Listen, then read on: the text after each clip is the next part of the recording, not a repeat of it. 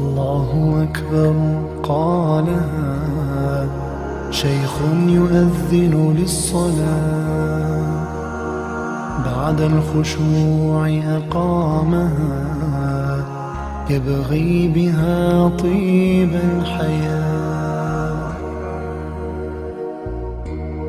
زكى بها نفسا شغوفا للعبادة ساعيا، تبغي سبيل ربها وبلهفة تتبع خطاه.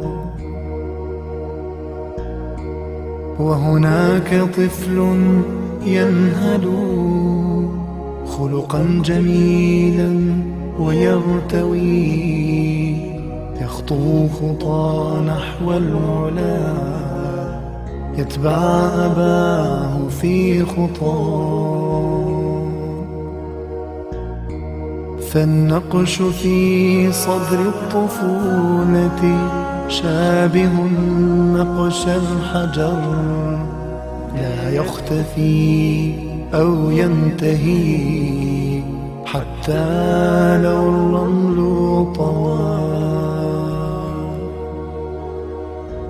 وتعود بالشيخ السنون إلى أبيه وبيته، متذكرا حرص الولي عليه أيام صبا، من سنة نبوية تشفي الصدور وترتقي بالنفس دوما للعلا، في طاعة الله ورضاه، في طاعة الله ورضاه.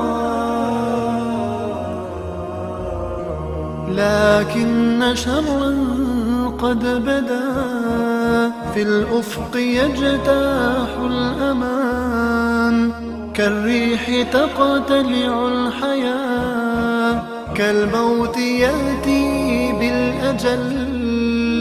أين المفر يا إخوتي؟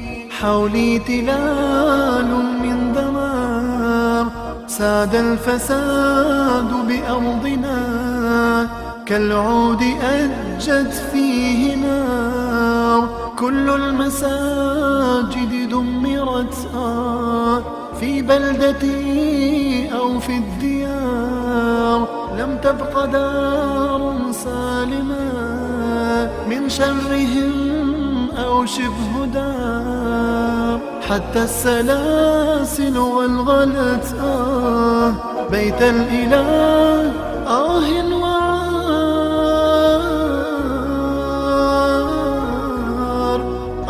وعار.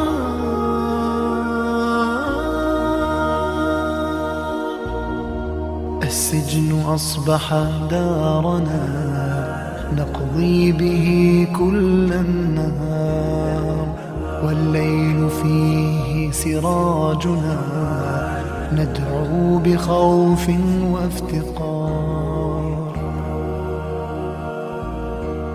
رعاك الله يا أبي في لحدك بين القبور، وسقيت ماء صافيا من جنة الرب الغفور. أنت الذي علمتني خط الصواب على السطور، وإقامة الدين الذي فيه النجاة من الشرور.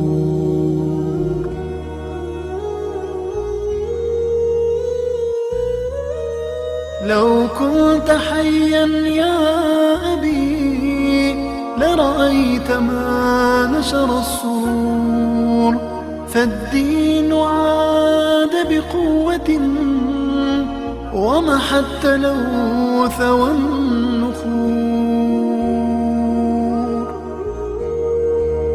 نور الإله هو الذي ساد على مر العصور، من تسجد الجباه له وتحيي ذكراه الصدور.